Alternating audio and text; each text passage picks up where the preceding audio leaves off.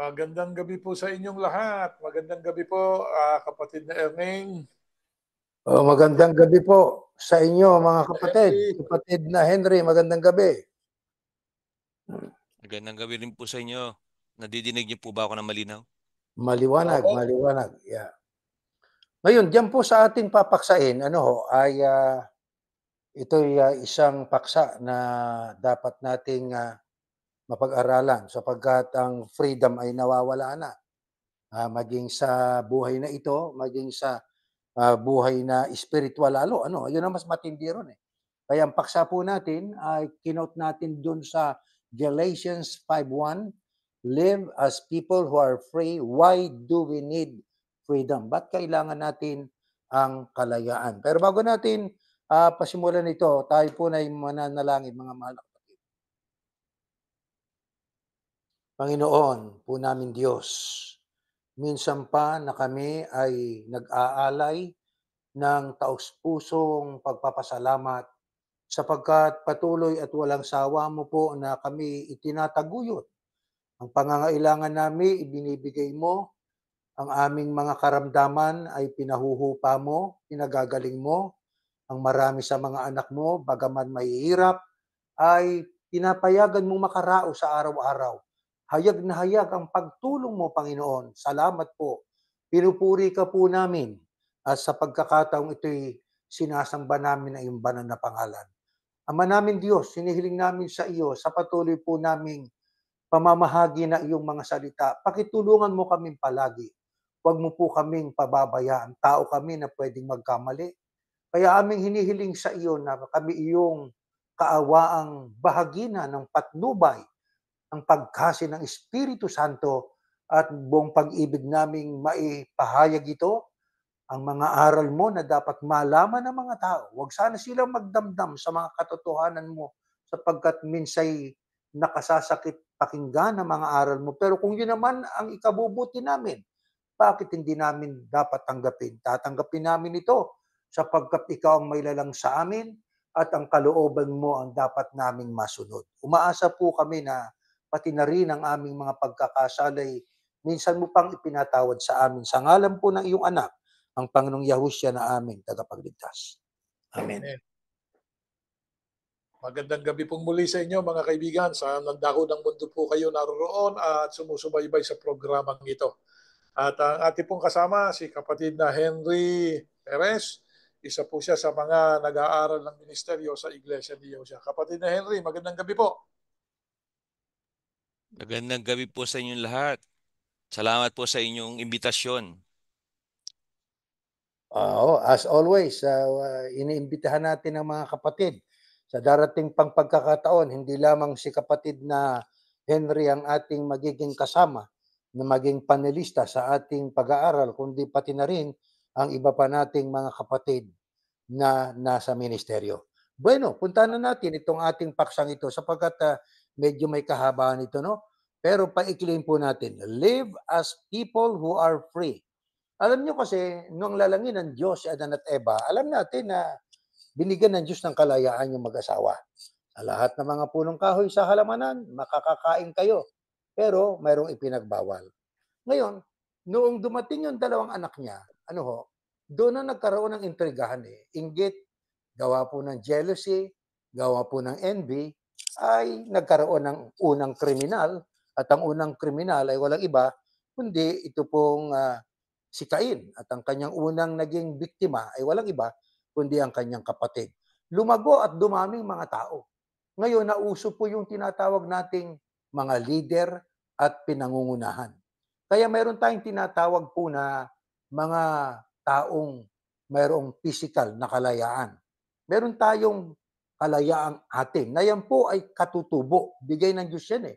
Pero dahil sa ibang mga tao na ibig po na ipakita sa iba na sila ay mas mataas, mas magaling kaysa sa iba, mas makapangyarihan sila, mas madunong sila kaysa sa iba, kaya nagkakaroon po ng espiritu nung kung tawagin natin ay dinideprive nila ang kalayaan ng ibang mga tao.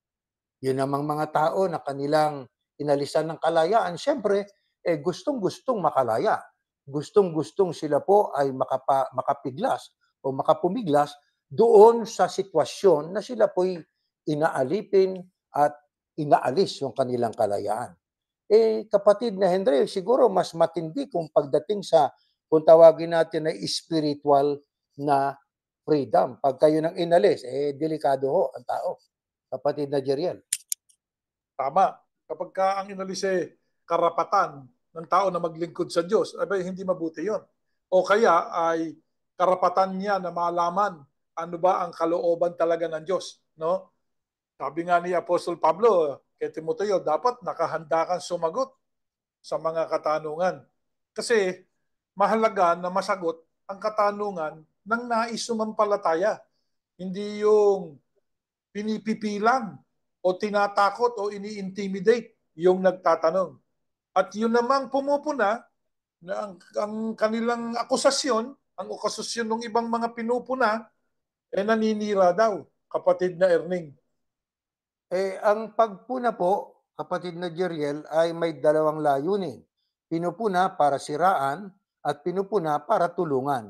Yun ang kung tawagin natin ay destructive criticism at saka constructive criticism.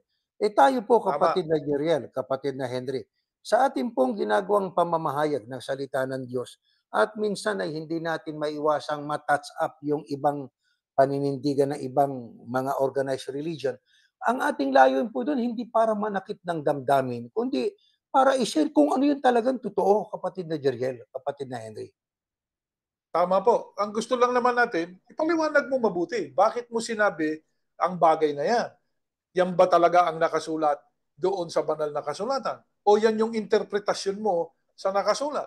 Sapagkat meron tayong iba't ibang interpretasyon o foresight doon sa nababasa natin Pero tayo, ang ating dapat na gawin, ano ba talaga tama? Hindi yung sino sa atin ang tama. Ano ba talaga ang tama na nakasulat sa Biblia? Ngayon, ang pinag-uusapan natin kalayaan o freedom. Ang tao may freedom. Ano? Meron tayong freedom. Gaya nga ng binanggit ng kapatid na Ernie, live as people who are free. Kaya ang gusto ng Diyos, ang taong nilalang niya ay mabuhay na may kalayaan, kapatid na Erning. Kapatid na Henry. Kapatid na Henry, ano masasabi natin dyan? Tama po yung mga sinabi niyo. Alam niyo, dito po sa Estados Unidos, United States, meron po tayong tinatawag na konstitusyon, di ba? At napapaloob po sa konstitusyon yung tinatawag nating yung mga amendments or Bill of Rights. At ayon po sa history ng bansa, ang Bill of Rights, minsan tinatawag din pong God-given rights. Tama. Yes. Kaya pag pinag-aralan po natin yung mga Bill of Rights na ito, yung ano yung maaring gawin ng tao di sa bansa na to na hindi siya dapat sikilin ng gobyerno dahil ang mga kalayaang ito o mga rights na ito ay pinaniniwalaan na ito'y kaloob ng Diyos.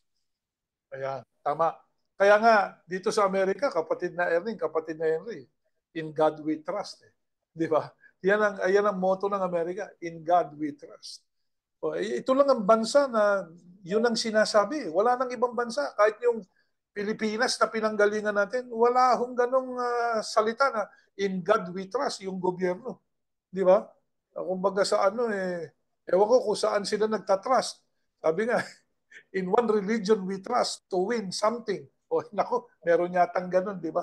Pero dito sa Amerika, in God we trust. Kaya napakahalaga na matutunan ng tao.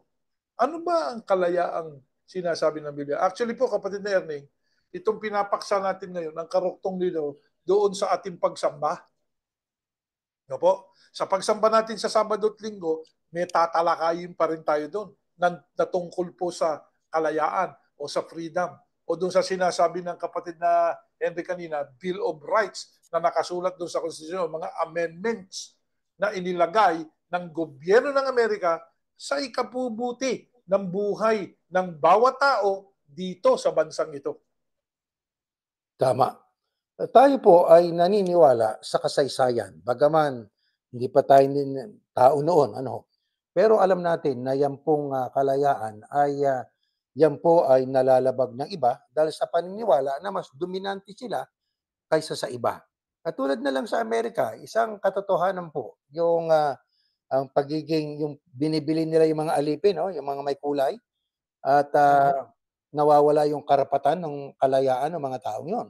Kaya ang tendency po ay itong mga taong ito na naging alipin ay gusto nilang makawala sa pagkaalipin para muling matamo nila yung kalayaan. Pero marami pong ibang kadahilanan, kapatid na Jerel, kung bakit nagkakaroon ng mga taong kung tawagin natin ay wala silang physical freedom eh. Dahil sa sabi nga lack of number one, yung compliance with the rules, yung mandates. Pagka yung guidelines ay itinuro sa isang tao at yon ay dapat niyang sundin at pagka hindi niya sinunod, ay merong konsekwensya. At yun nga, ang tao ay nagiging alipin, nawawala yung kanyang karapatan na magtanong, na mag-usisa, o kaya ang mag-voice out noong sa tingin niya ay tama para sa kanya. Dahil nga po sa ang magiging kapalit ay parusang pisikal. Kaya nawawalan po sila ng physical freedom, kapatid na Jeriel. At pagdating naman sa iba ay yung mas matindi, yung pong spiritual freedom. Pagka ang tao ay nawalan po ng spiritual freedom, ano ba yung spiritual freedom? Pag sinabing spiritual freedom, nawawalan ka ng kalayaang mag-usisa ng mga bagay na spiritual, kapatid na Jeriel. Doon sa iglesyang pinagalingan natin at kapatid na Jeriel, tayo mga ministro. Doon ba na ituturo natin yung ating pananampalataya o yung pananampalataya ng gumawa ng leksyon? Hindi, ang pananampalatayang itinuturo doon, hindi pananampalataya ng mga ministro. Okay? Hindi. 100% yan. Pananampalataya at paniniwala nung pinuno, yung tinatawag ang sarili niya na tagapamahala siyang pangkalahatan. Na yung titulo na yun ay hindi naman dapat sa kanya sapagkat hindi naman sa kanya ibinigay ang lahat ng kapamahalaan. Bibigyan ka ng leksyon doon. Ituro mo yan. Hindi ka po pwedeng lumagpas doon eh. Pag nagdagdag ka ng isang talata, nagbawas ka, reprimanded ka. O, di ba? Totoo yan sa ministeryo natin diyan sa Iglesia ni Cristo. Dahil tayo, kasama tayo diyan sa ministeryong yan, na isang pamilya lang ang gumagawa ng mga bagay na paniniwalaan ng lahat. Ayan. Isang pamilya lang. Pero, yung mga naniwala, kasama na tayo, mga ninuno natin, ako, mga ninuno ko, no? Kapagkat yung mga ninuno ko, nagsumama dyan sa iglesyang yan, 1918 pa, sabi ng kwento ng lola. No? Una, hindi naman nila siniyasat at tinanong talaga itinuro sa kanila. Pero alam nyo, kapag na Erning, kung ba't sila naakit dyan sa iglesia ni Kristong yan? Sapagkat, mas maganda yan kaysa sa Katolisismo at Protestantismo na kinabibilangan ng iba noon. Bago kasi yan eh. O yan, niyapos ng maraming Pilipino. Tayo humapos dyan dahil alam natin talagang may hula yan. Pero may magaganap dyan. No?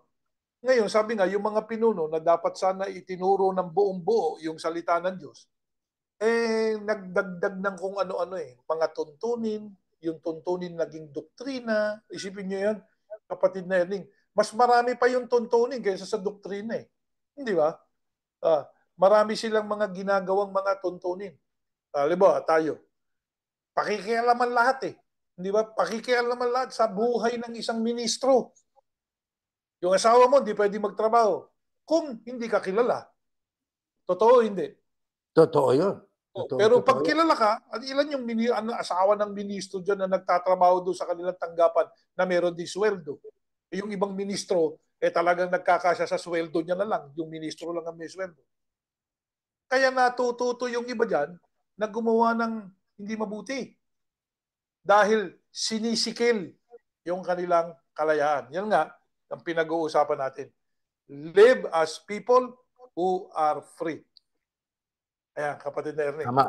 Ngayon, kung ang ating pong pag-aalamin ay tungkol sa physical freedom na nawawala ng kalayaan physical ng tao, ang tendency po ng tao ay violence. Di ba? Sukdulang magkaroon ng digmaan. Dahil sa ang paniniwala niya ay tama siya, mali yung umaapi sa kanya. Ang kanyang perspective ay ito, iba naman, ang isa naman ay kakaiba. So nagkakaroon po ng, sabi nga, magkaibang paniniwala, Kaya ang mga taong api na sinisikil yung kalayaan nila, aba, talagang sila nagre-resort sa violence, sa digmaan, at sa patayan. Totoo po yun. At saka ang digmaan, kapatid na Jeriel, batay sa kasaysayan at maging sa Biblia, ano po, maraming dahilan yan, katulad ng national survival. War may be necessary for nation survival. Totoo po yun, di ba? Para mag-survive ang isang nasyon, kailangan pong magkaroon ng digmaan katulad po sa Ukraine. Di ba? Bakit po nagre-resist ang Ukraine? Sapagkat ibig nila na sila ay maging malaya, kapatid na Jeriel. Ito namang Russia, ang gusto ay makuha makuha nila yung Ukraine. In the same kaya manner, wag makipagkaisa doon sa gusto niya. Huwag Yun. gawin yung gusto niyang gawin. Ayan. Tama. Yun lang naman yun eh. Ayaw nitong isang bansa na gawin ng Ukraine yung gusto niyang gawin. Na ang number one doon, ayon sa alam nating impormasyon, hindi natin alam kung yan nga yung 100% lang na dahilan. Gusto niyang sumama doon sa NATO. Di ba? NATO, yeah. Yung National, ano ba yun?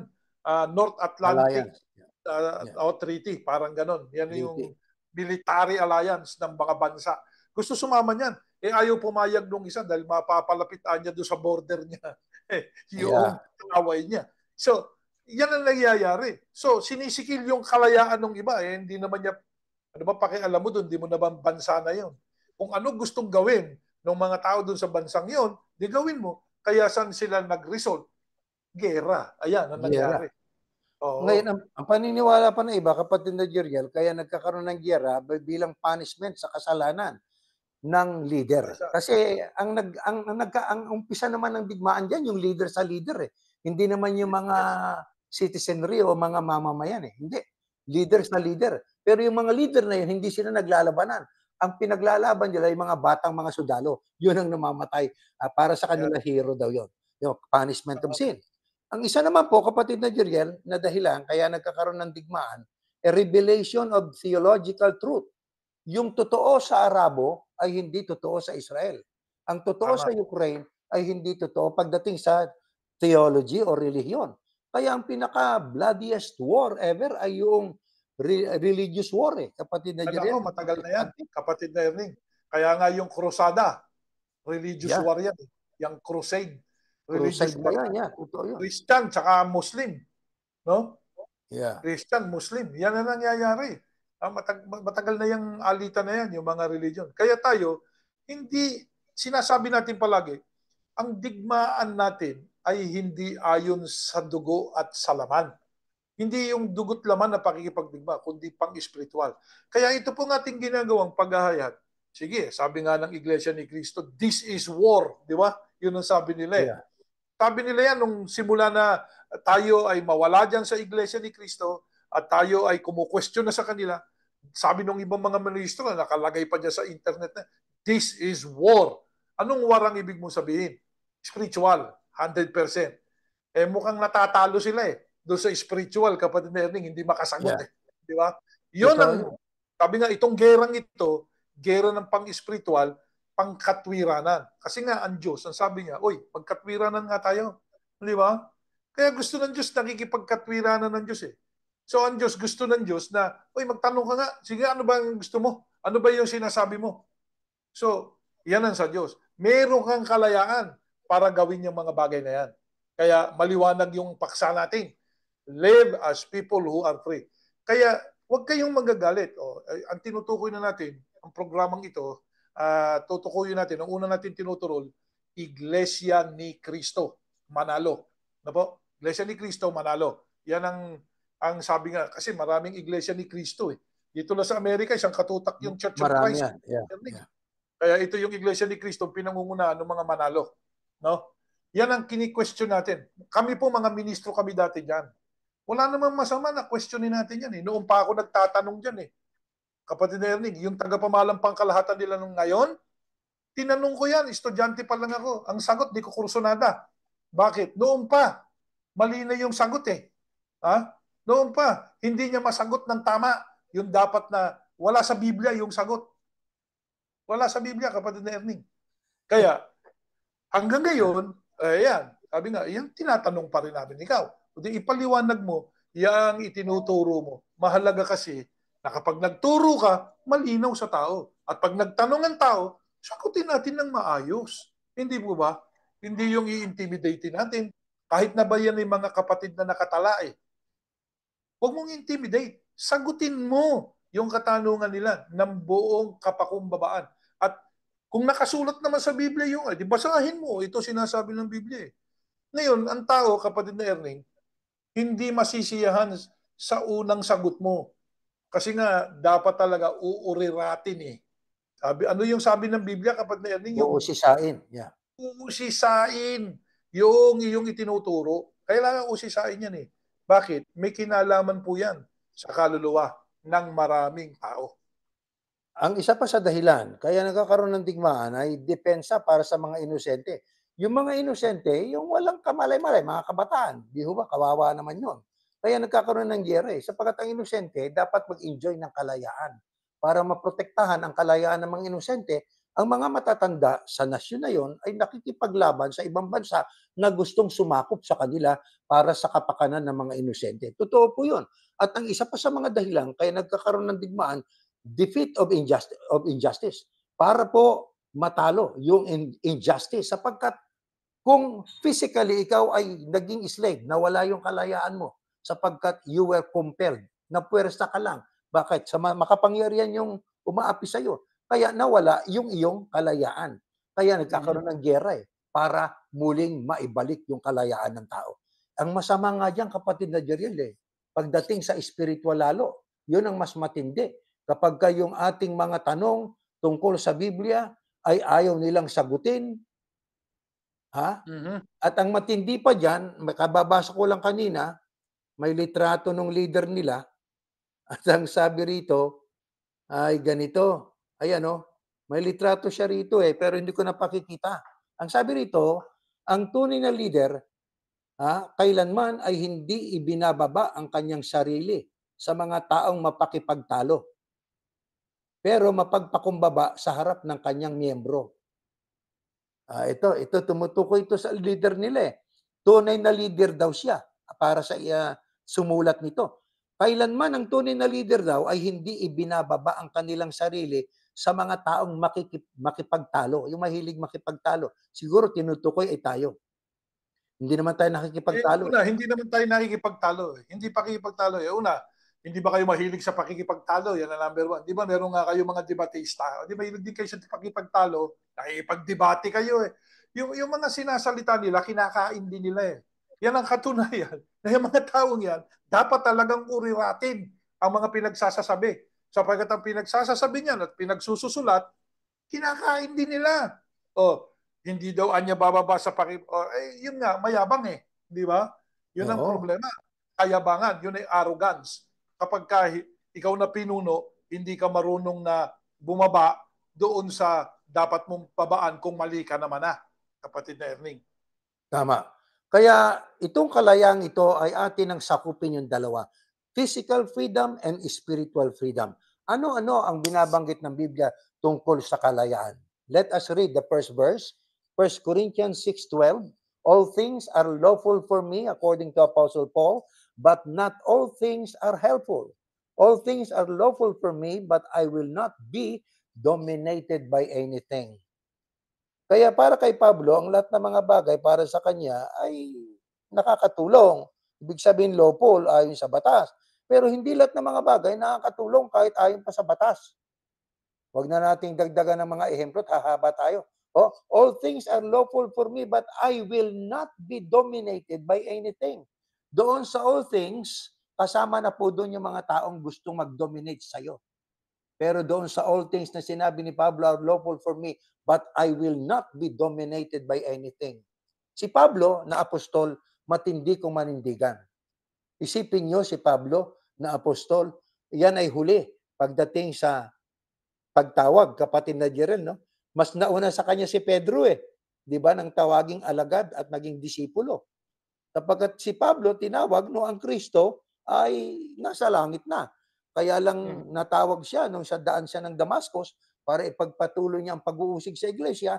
Nakadinig siya ng tinig, nasilaw siya, nabulag siya. May tinig pero wala siya nakitang tao. Pero yun ay tinig ng Panginoong Yahushua. Pero sa kabila ng kanyang bago siya kumberte sa kilusang itinatag ng Kristo, tinunan niya si Apostol Pedro nung si Pedro ay gumawa ng gawain na hindi naman ika nga totoo. Ibig sabihin, nakikigaya doon sa mga hintil. Pero nang dumating yung mga tagapagturo ng kautusan, humiwalay doon sa mga hintil eh. Kaya ang sabi ni Pablo, all things are lawful for me, but I will not be dominated by anything. Ano pa sabi ni Pablo? Ito pa sa Roma. Next slide. Ganito nakasulat. For the law of the Spirit of life has set you free in Christ Yahushua from the law of sin and death. Itong tinatawag natin, kasama na po ang physical freedom at saka yung spiritual freedom. Sapagkat hindi natin pwedeng i-dissociate yung dalawang yan eh. Di ho ba? Kaya sa unang Tesalonica, ang sabi, ingatan nyo ang inyong kaluluwa, ang inyong katawan, at ang inyong espiritu. Kaya pagdating sa spiritualismo, maging sa physical, kailangan natin ng freedom. Pero ang tunay na freedom, kapatid na Jeriel, ay matatamo lang ng tao sa ating Panginoong Yahushua. Through our Lord Yahushua HaMashiach. Alam niyo, kapatid na Erling, mahalaga yung sinabi niyo yan.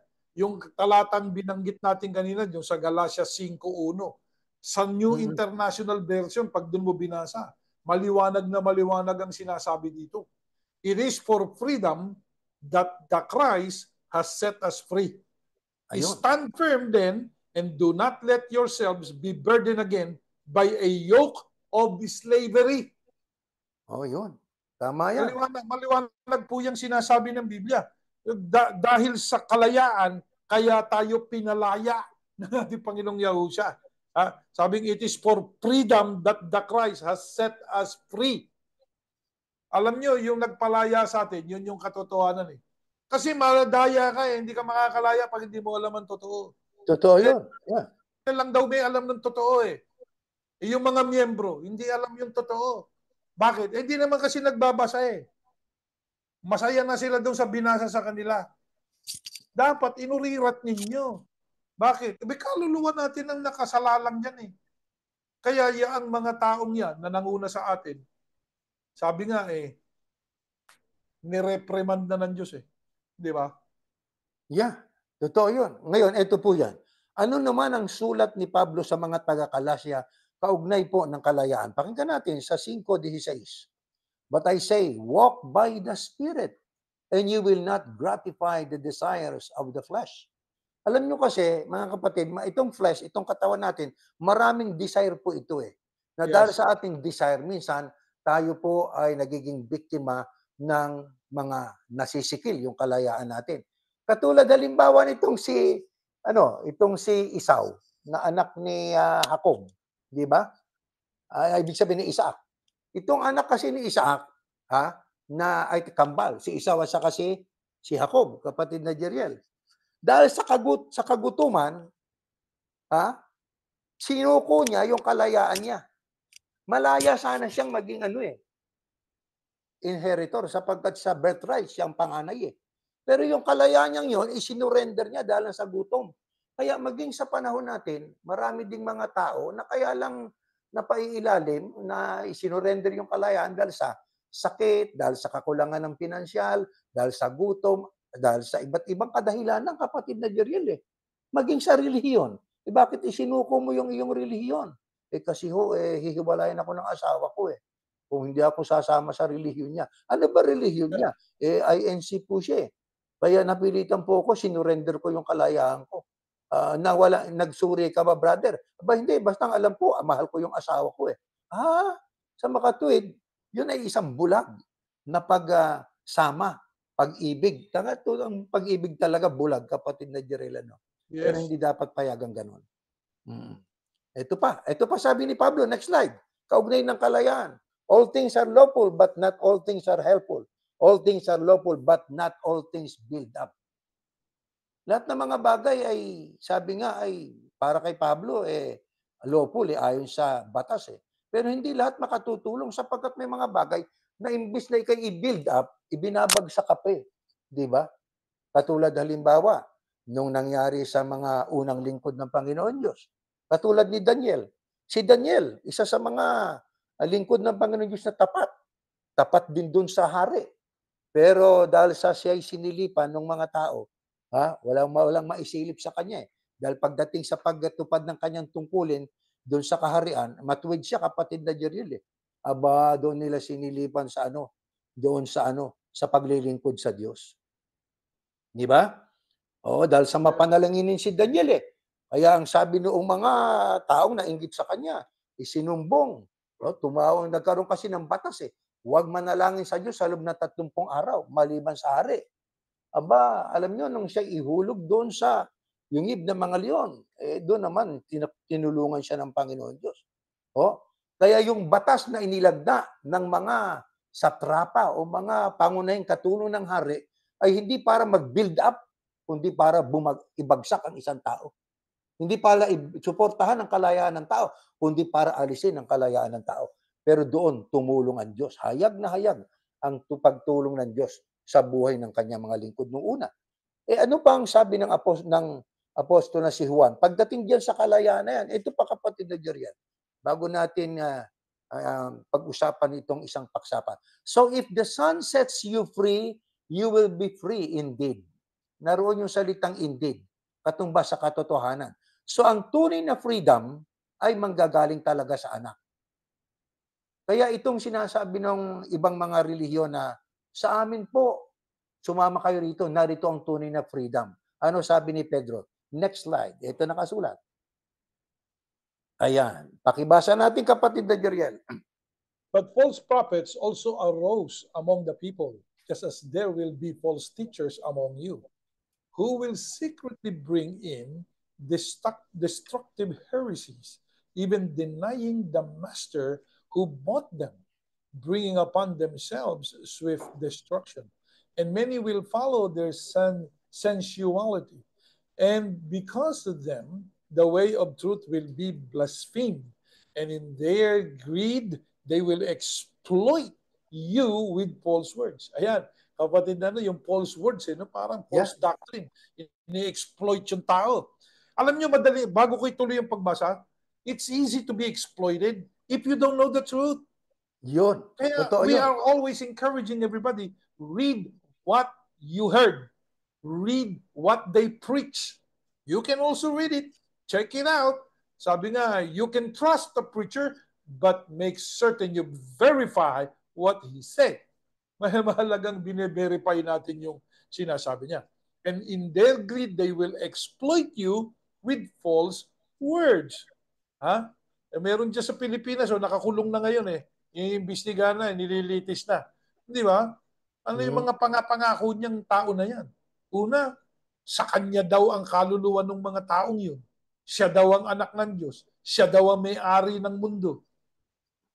Isipin mo, alam niyo kapatid na Erning, salita yun ng taong merong konting, sabi nga hindi tama yung pag-iisip Pag-iisip. Kung naniniwala doon, ganun din.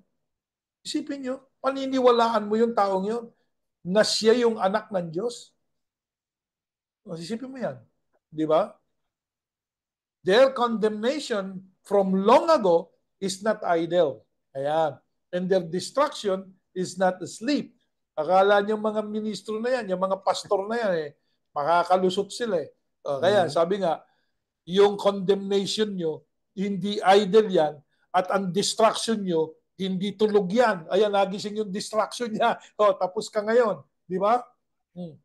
They promised them freedom. Ayun, freedom. Oo. Ayan. But they themselves are slaves of corruption. Yun. Yan. Yan yung mga preachers na yan. For whatever overcomes a person, to that he is enslaved. Kaya, yung kung sino man yung kumukubabaw sa'yo, slave ka nun. Hindi mo masabi yung gusto mo. Hindi ka makaalis. Alam nyo, kapatid na Erning, ito, bago natin tuloy lahat, experience natin sa ministeryo.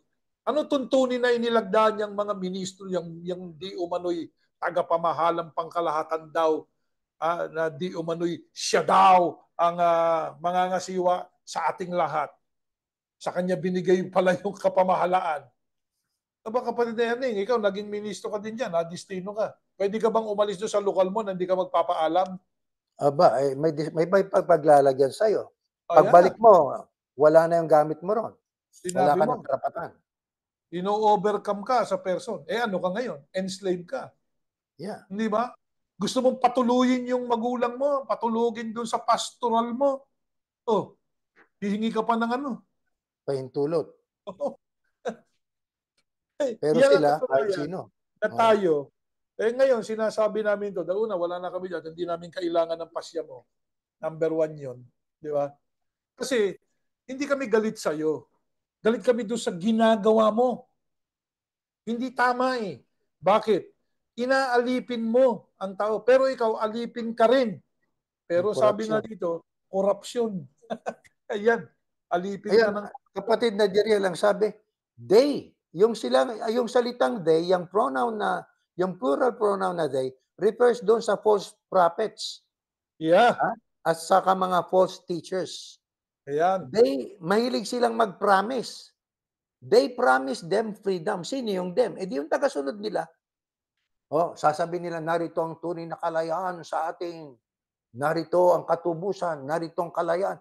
Anong kalayaan? Na hindi ka pwedeng gumawa ng isang bagay na hindi mo iuugnay sa kanila eh. Malaya ka ba nun? Hindi. Silang naghahari-harian. Pinaghahari-harian nila ang kawan o ang mga tagasunod nila. Kaya ang sabi, they promise them freedom, but they themselves are slaves of corruption. Yun ang matindirong kapatid na Jeriel eh. Alam niyo po, kapatid Erning, kung obserbasyon na ang gagawin natin, if we are observative, no, makikita natin na halos lahat ng mga organized religion, lahat ng organized religion, nagsisimulang maayos, nauuwi sa ganyan. Nakokorap yung pinuno. Nakokorap eh. Tingnan nyo. Ba't di ka makokorap? Maglalakad ka lang, isang katerba bodyguard mo. Sige. Kokorap ka niyan. Ang lapit lang ng pupuntahan mo, mag-aeroplano ka pa. Di ba? Yan ang nangyari doon sa mga ministro na nakorap ng kapangyarihan at popularidad. Dahil nga, ini-exploit nila yung mga tao ng false words. Ano yung false words? Ako anya anak ng Diyos. Di ba false words yun? False words yun eh. Yeah. Ang anak ng Diyos pumanik na sa langit eh. Hindi naman namatay eh. Namatay siya, 3 araw lang, binuhay siya, nakaumakyat sa langit. Kaya hindi mo pwedeng i-claim na ikaw yung anak ng Diyos. Ikaw na siya. O hindi mo rin pwedeng i-claim na ang lahat ng kapamahalaan sa iyo na binigay kaya tagapamahalang pangkalahatan ka. Mga false words yun eh. Ipinakain yun doon sa mga taong ini-exploit nila. Totoo yun. Kasama na tayo dyan, kapatid na yan, sa na-exploit, pati yung mga ninuno natin.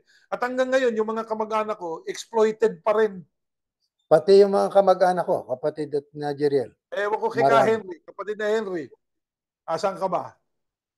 Alamin natin kay kapatid na Henry. Walang video si kapatid na Henry. Na-exploit din ba yung mga kamag-anak mo? Ganun din po. Yeah.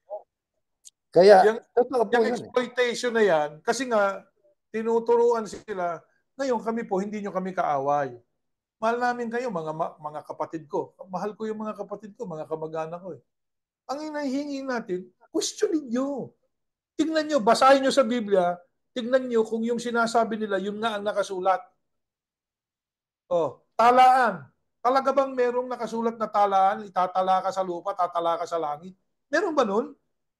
Ang nakasulat, tatalian ka sa lupa, tatalian ka sa langit. Pero sa kanila, talaan daw yun. Saan mo nabasa yun? Lahat ng kapamahalaan ibinigay kay Yahusha. Ba't napunta dyan sa leader ninyo? Hindi namin tatantanan yan hanggat marinig ninyo, mga kaibigan. At hanggat sa siyasatin ninyong mabuti, na ang aming sinasabi ay, sabi nga logical. Di ba? Yung aming tinatanong, logical.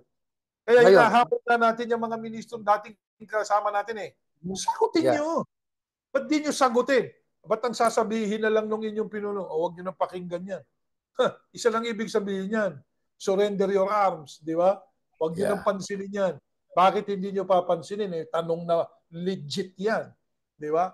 Yan totoo, dapat nyo nang pansinin. Bakit? O bilangin nyo kung ilan ng mga miyembro nyo hindi na naniniwala sa inyo. Dati po noon, pinagmamalaki po lagi nila, di ba, na ang mga aral po nila, doktrina ay puros dekahon. Ayun. Yeah. Walang makikitang anumang butas.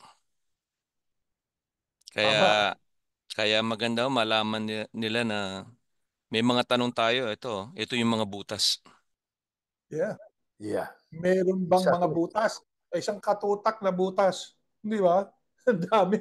Sabi nga, hindi dikahon. Hmm. Hindi Ngayon, dikahon yung... kapatid na Jeriel, kapatid na Henry, ito bang ating ginagawang ito ay naaayon sa kalooban ng Diyos? Na ating ina-expose yung kanilang mga false words na claim, etc., etc. They claim that they promise freedom sa kanilang followers, pero they are involved in corruption.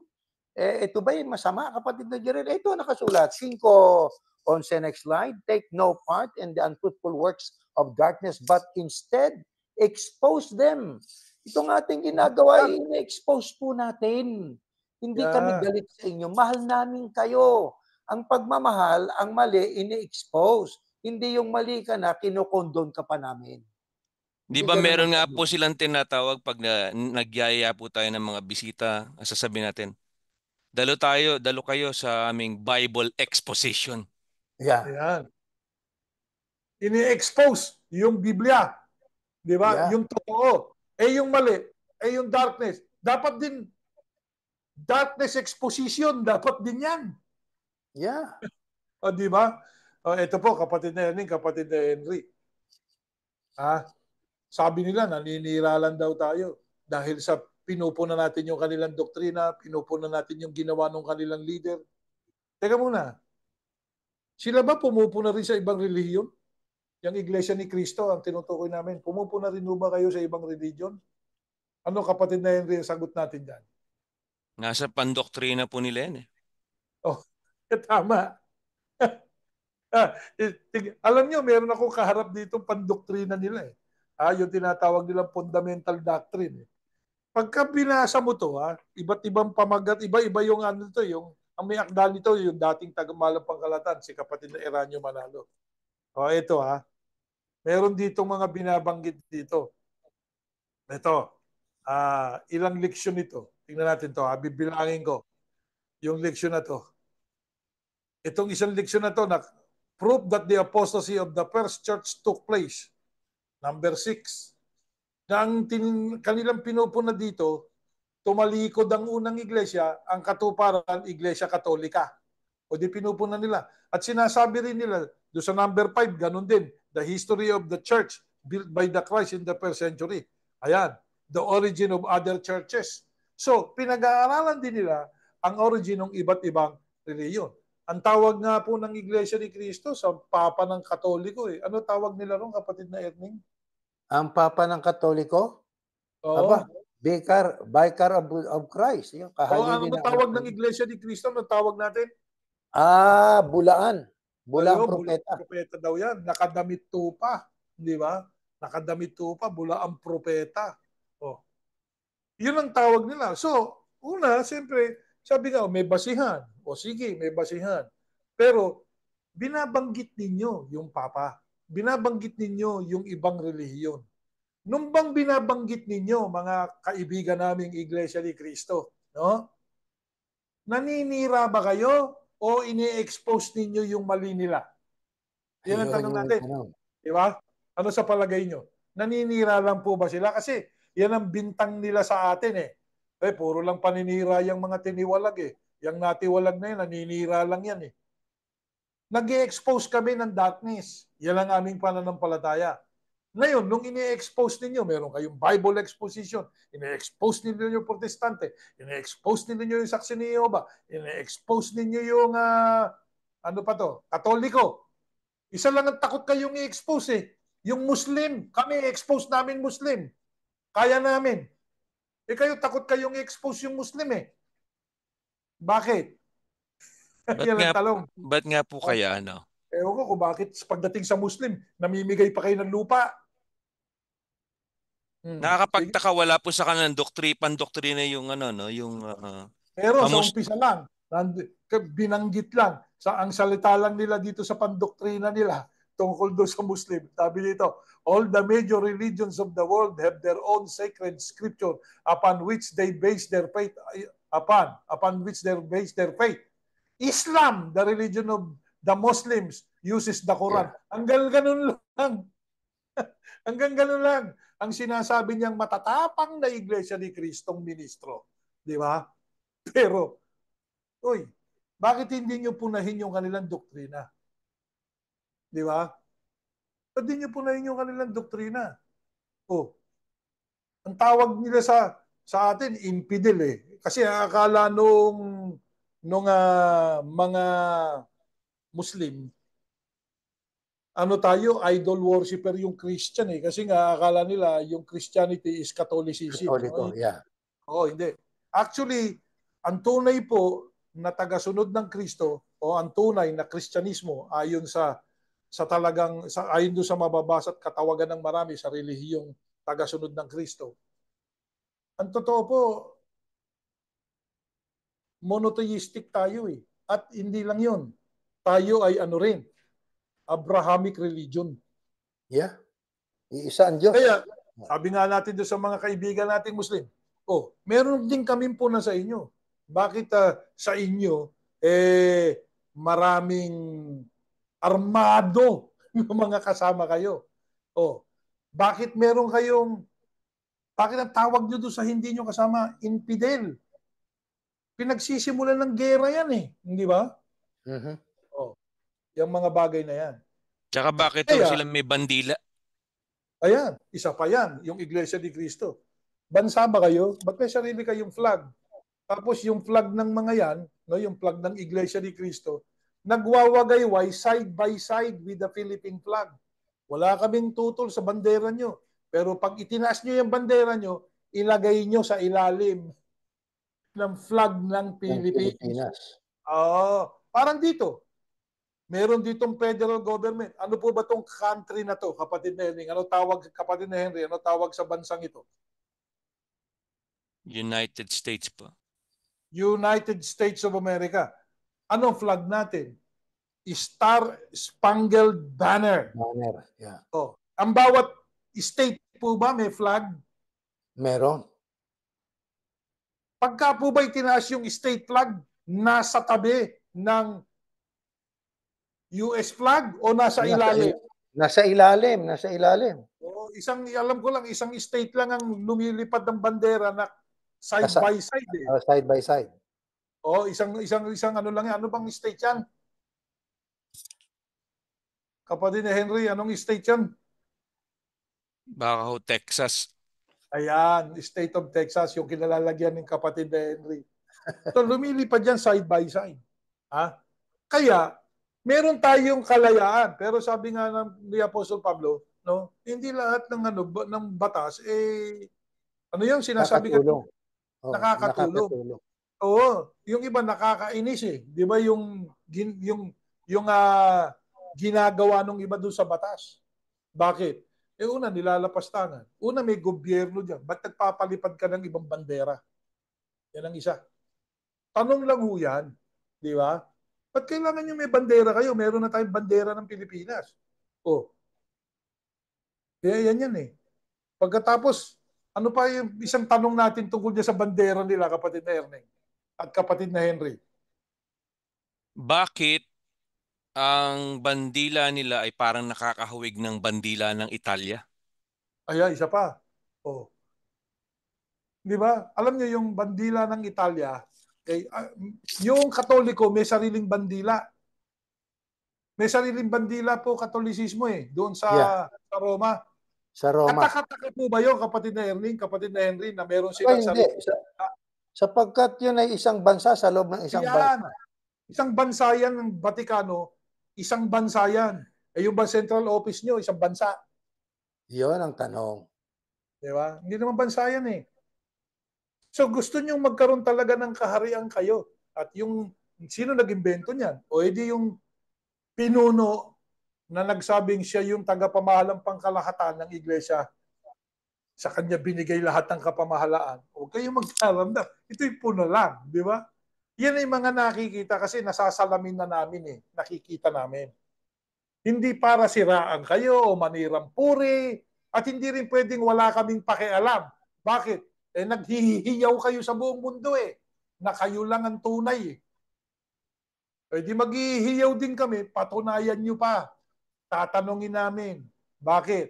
Kasi sabi nga, kapag ka ang doktrina ay totoo at talagang tama, ang iglesia ay totoo at talagang tama, ano po sabi ng kapatid na Felix Manalo nung siya'y nabubuhay pa, kapatid na Erneng?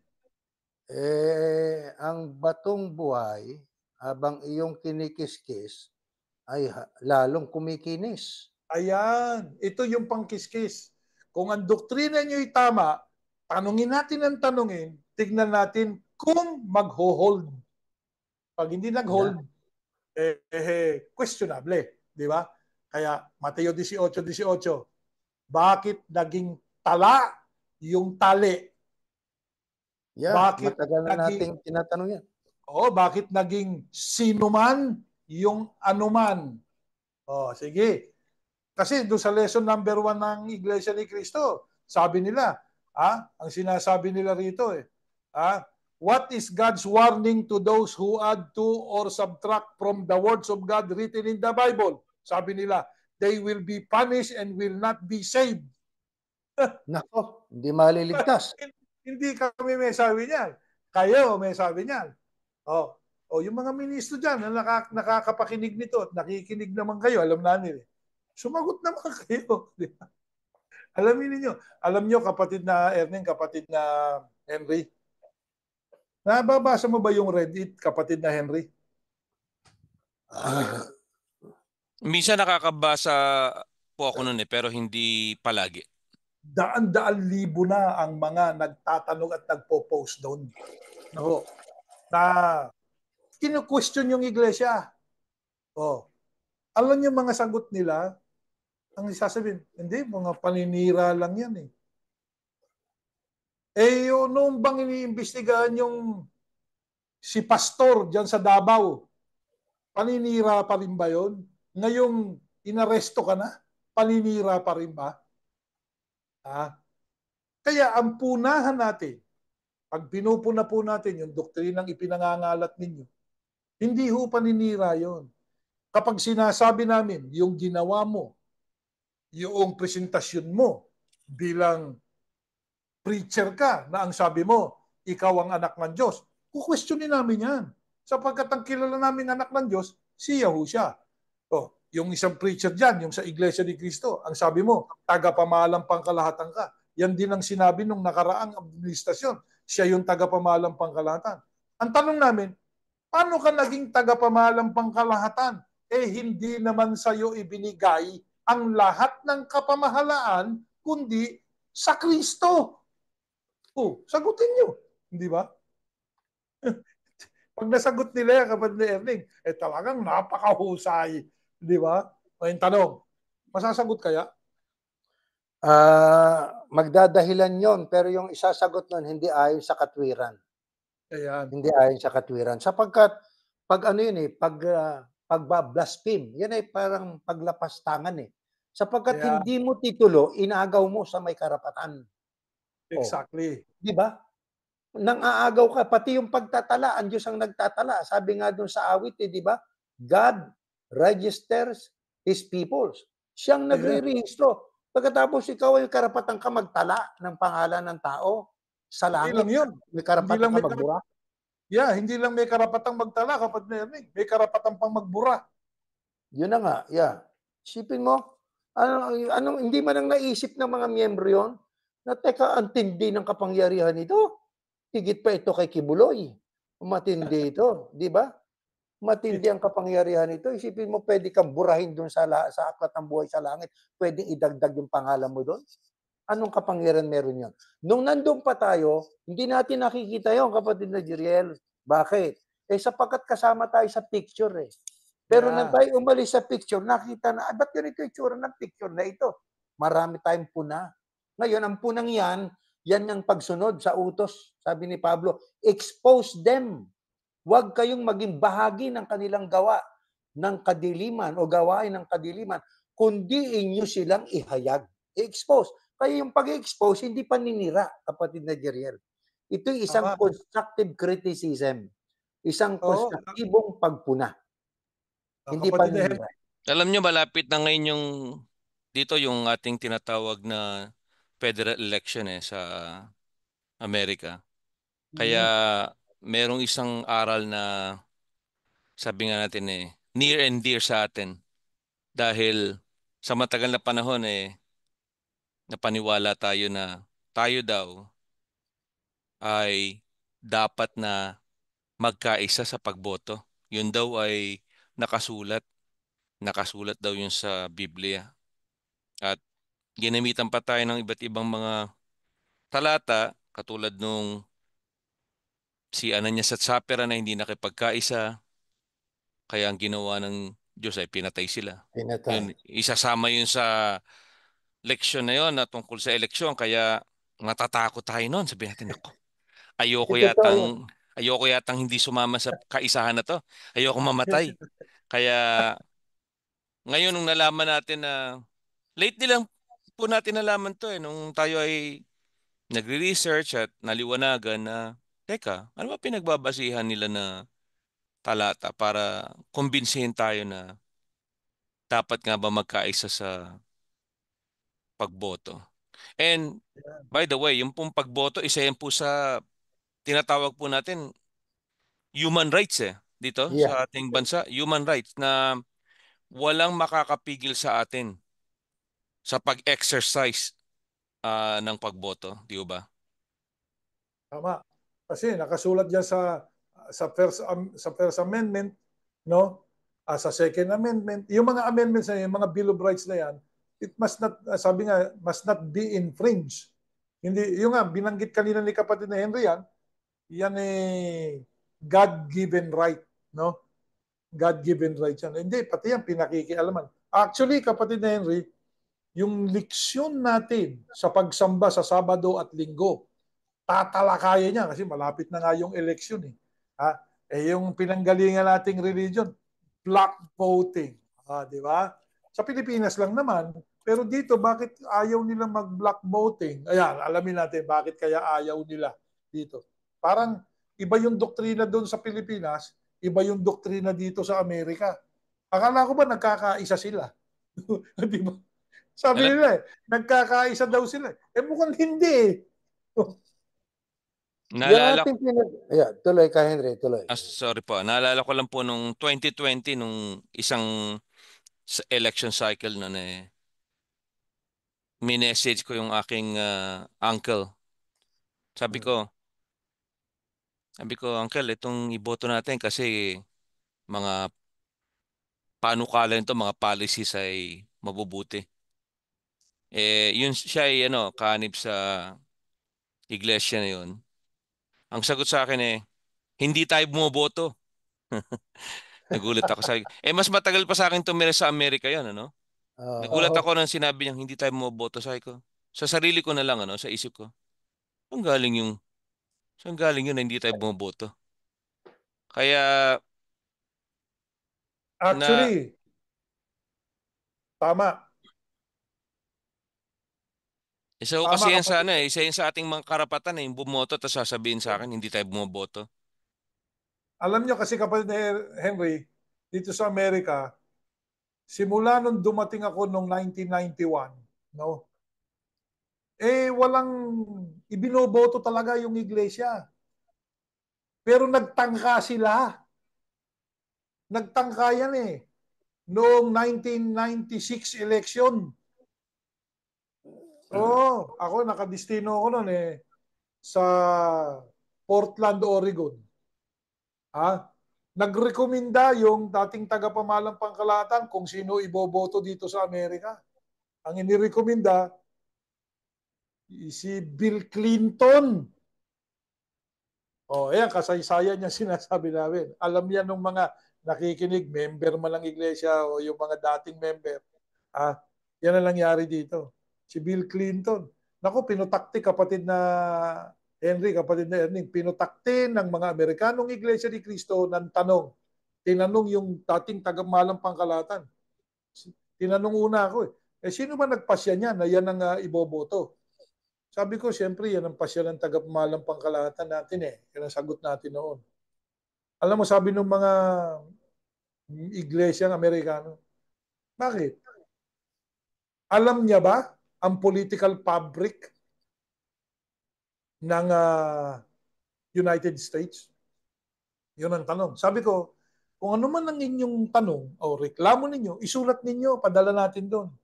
So pinadala namin na sulat, yung dating tagamalang pangkalatan. O yung sumunod na eleksyon, yun na sinasabi nila, walang rekomendasyon. Di ba yun na narinig natin? Walang rekomendasyon. Ano ibig sabihin nun? Di parang yung dati, yung sagot siguro ng tiyo mo, hindi tayo mo boto. Di ba? yun yung, kasi yung mga yan, pag naipit, sabi nga nagpapalusot, mahilig sa palusot Hindi ba? Pero walang concrete na sagot. Walang basis yung kanilang sagot. Hindi mo mababasa sa Biblia. Ako nga po nung isang election cycle nung excited na po ang bumoto rito nagtanong ako sabi ko, sino bang dadali natin? Sino po bang nirekomenda? Ang sagot mo naman sa akin walang pasya. Ay kung ano ibig sabihin ng walang pasya? Pwede akong bumoto kahit sino. Ang sagot tuloy sa akin walang pasya. Nag-iisip ako, ano ba yung walang pasya? Di tinanong ko ulit, sabi ko, ibig ko bang sabihin ng walang pasya? Pwede akong bumoto ng gusto ko. Ang sagot tuloy sa akin, walang pasya. Tanong ko ulit, ang walang pasya ba wag na akong boboto. Ang sagot pa rin walang pasya. So, para bang read between the lines, di ba? Na Yes. kanang bumoto. Yeah.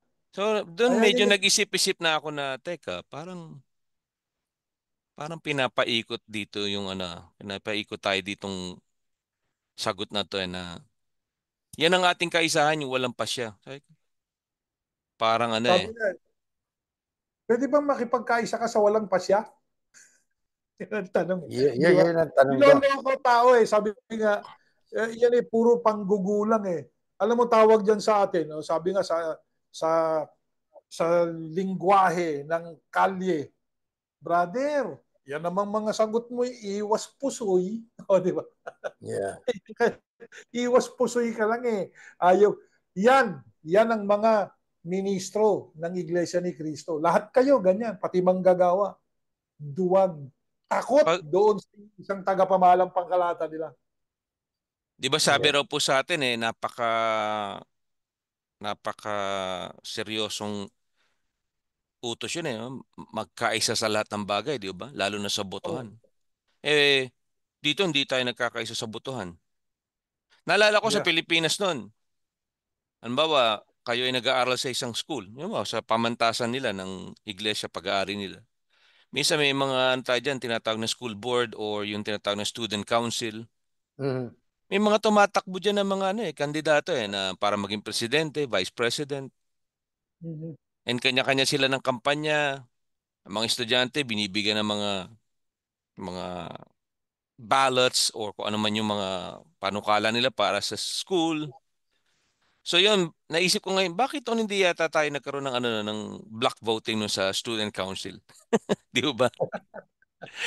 Ba't di parang bibigyan ka na ng papel, sabihin ito yung mga iboboto mo Alam nyo ang isang lugar na gano'n na una yung may tinatawag silang kunyari botohan pero ang totoo alam na nila kung sino yung mananalo Ibigyan sila ng mga yung boboto mo. So bawa sa Venezuela. Yun at yun ang nananalo kahit na alam niyo yung mga tao ayaw sa kanya, siya pa rin ang panalo. Yeah. Hindi pa yun. Sa North Korea. Mas matindi yun. Yung North Korea, komunista di ba? Walang kalayaan ng tao doon. Yung pinag-uusapan na natin, kalayaan. Walang kalayaan. Walang kalayaan ng tao doon Doon totally walang election doon. Oo. At Yeah. saka Parang ganun, parang, meron silang sinusunod na ilang set lang ng gupit eh. Pag hindi niyo sinunod yung gupit, pwede kayong makulong. At saka pag ginaya yun yung gupit ng leader nila, pwede kayong kulong o kaya mawala na kayo sa Sa oo mawala nga. na kayo mundo. sa mundo. Hindi lang yung gupit, pati pangalan. Hindi mo pwedeng ipangalan yung salitang Kim sa anak mo. Ito pa, alam nyo, yung mga leader dyan sa North Korea, nagsimula yan doon sa lolo eh. Pagkatapos yung anak ng lolo niya. Di ba? Tapos yung apo ngayon. Susunod na yung apo sa tuhod eh. Parang ano eh, parang ganyan din yung reliyong pinanggalingan natin. Lolo, anak, apo, apo sa tuhod. Yeah. Lahat, lahat. Pasa-pasa. Oh, pareho halos eh, may pattern, di ba? Na ang mga miyembro, alam niyo mabuti nga marami na yung sumusulat at tumatawag sa atin na nagpapasalamat sapagkat naliliwanagan nila yung mga kaganapan. Bagamat meron pa rin nagsasabing naninira lang daw tayo, eh wala na tayong magagawa doon sa mga yon. Talagang tamad mag ano yun, eh. Mga tamad yung mga yon, tamad magsaliksik. Sabi nga, they don't care about themselves. They believe in something, but they don't want to prove that what they believe actually is what they should believe. Yun ang problema eh. Kapatid na Erning, kapatid na Henry. Di ba? Naniniwala sila sa isang bagay. Ang unang tanong, eh yan ba pinaniniwalaan mo? Bakit ka nakarating sa pananiwala na yan? Binasa mo ba? Hindi, napakinggan ko eh. Tinuro yan eh. Oh, Yun ang problema magtuturo dun. sa'yo. Sinigurado mo ba na yun ang talagang turo na nakasulat sa Biblia? Yun ang tanong.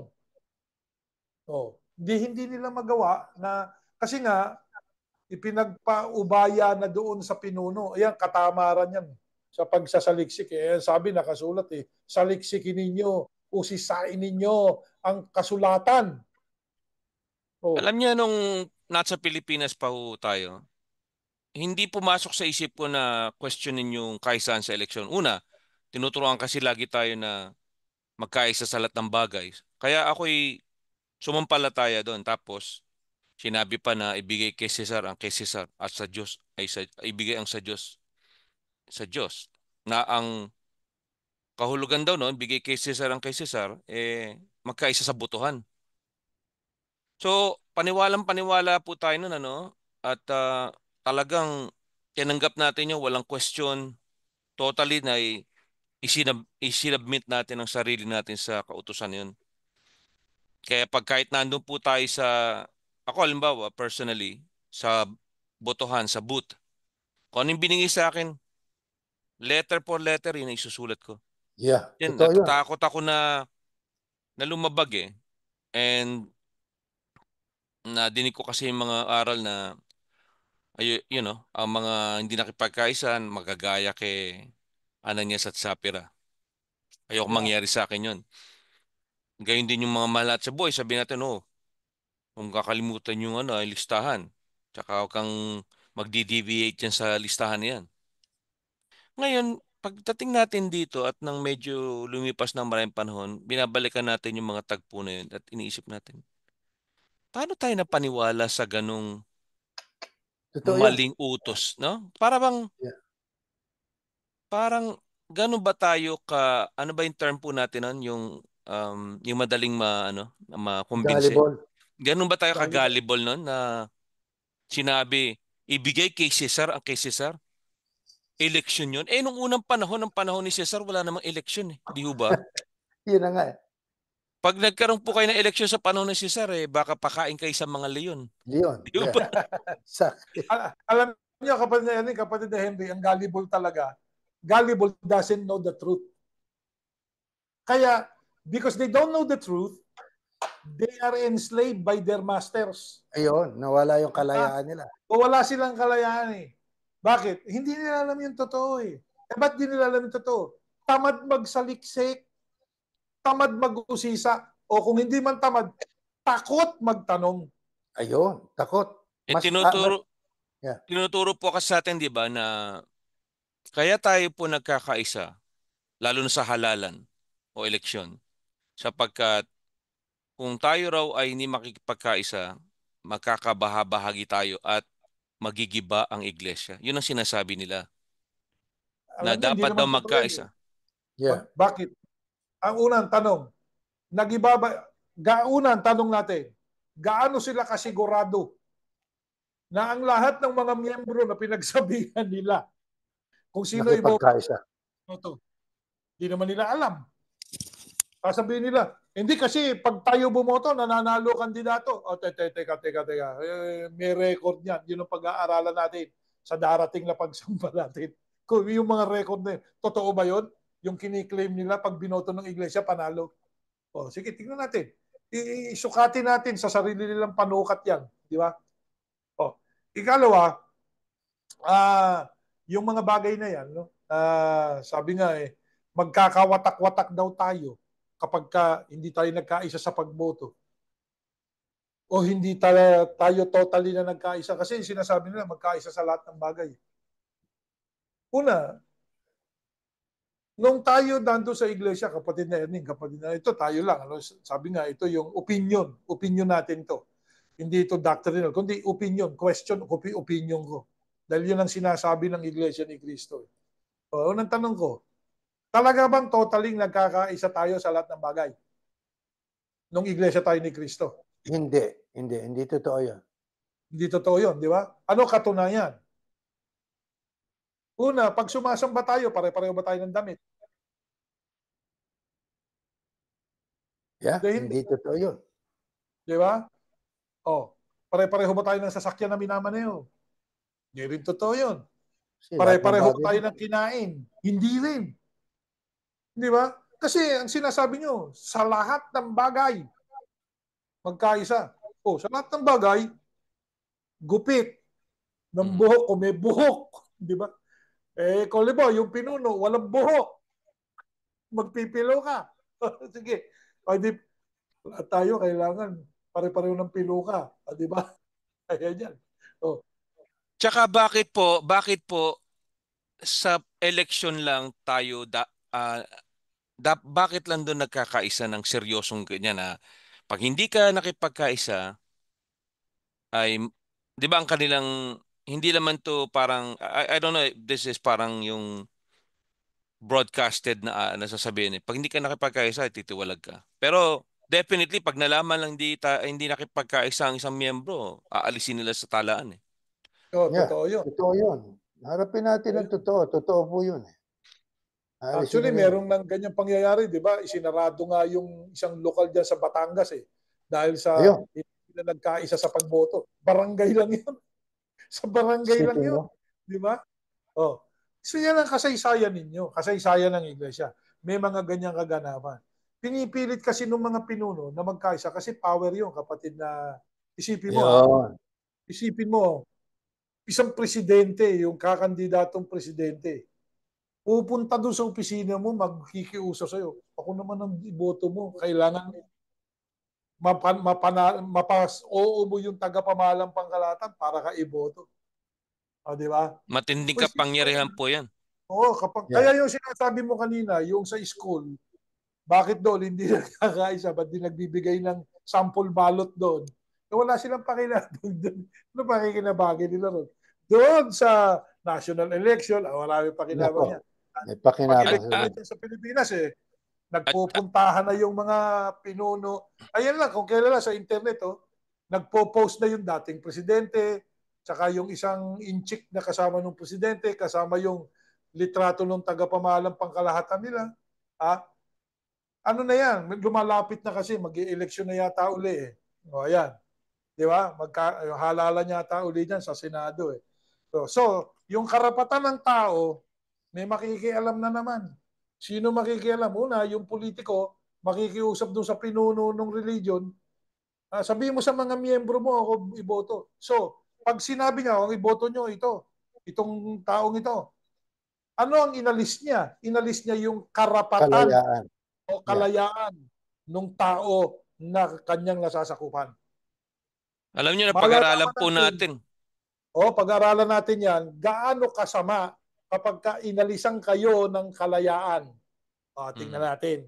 At saka pag-aralan din po natin na bakit kaya sa Amerika o sa Canada, yun yung mga kapitbahay natin, bakit hindi nila ini-implement yung kaisahan sa eleksyon? Yun ang nakakapagtaka kasi 'Di ba ang doktrina nila, halimbawa, iisa ang Panginoong Diyos. Kahit saan lugar po 'yan. Yeah. Oho. Ah, ang anak, ang tagapagligtas ay ang Panginoong Yahushua o tawag natin nun Kristo, Hesus Kristo. Aha. Kahit saan pong lugar yan, yan ang aral. Yeah. Di ba? Kahit saan. Tama. Kahit sa Saudi Arabia. Yeah. Yun ang aral nila. Wala silang binabago ron. Hindi nila tinuturo na si Allah ang Diyos. Pero pagdating mo sa eleksyon, napansin lang natin, no? Dito po sa Amerika, walang kaisahan. Pero sa Pilipinas, mahigpit ang kaisahan. Oh, mahigpit. Kaya Matindi. inisip natin, iba ba ang ano nila ron? Ibang standard nila rito, iba ang standard doon.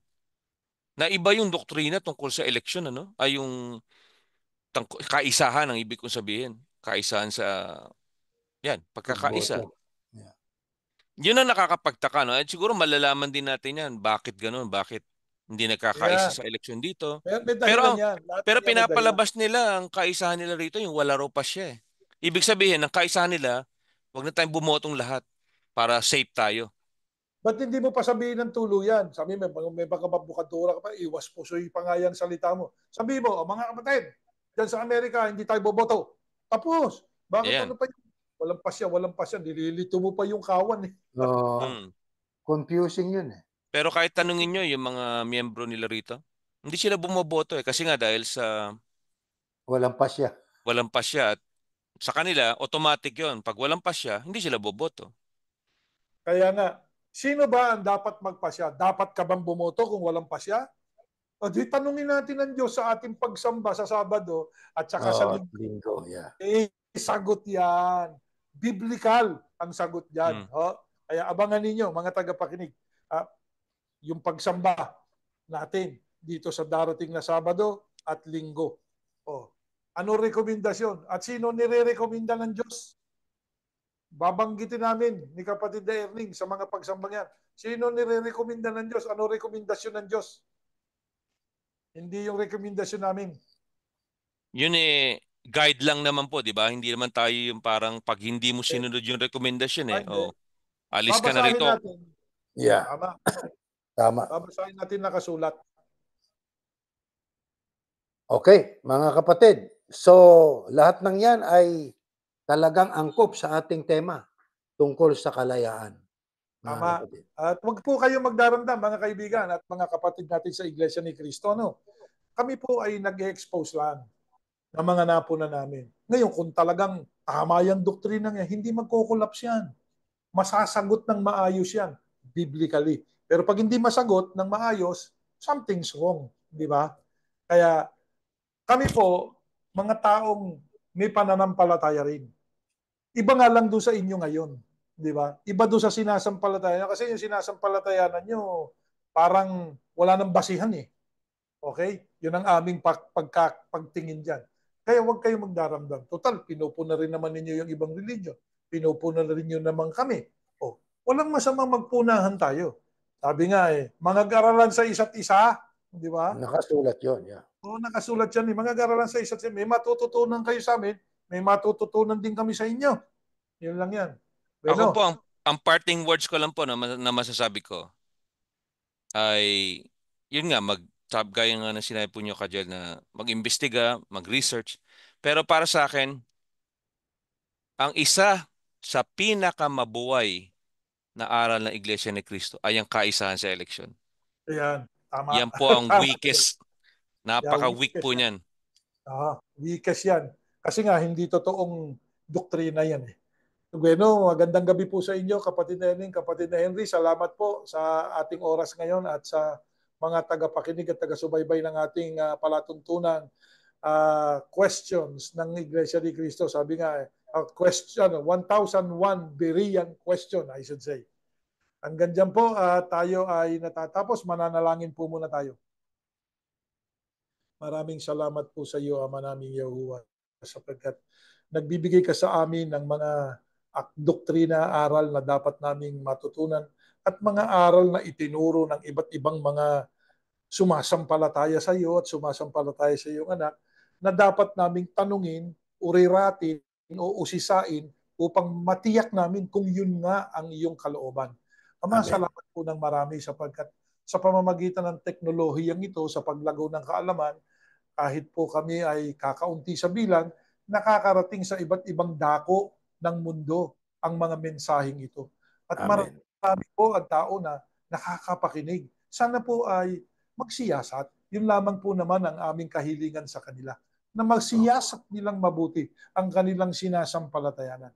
Sapagkat ang nakasalalay ay ang kanilang kaluluwa at ang kaligtasan nito.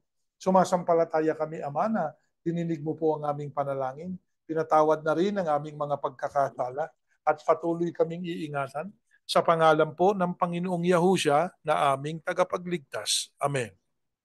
Ano po, magandang gabi po sa inyo. Erning, kapatid na Erning, kapatid na Henry. Henry, Jeriel, Okay, at mga bye-bye. kapatid. Good night. Bye-bye po.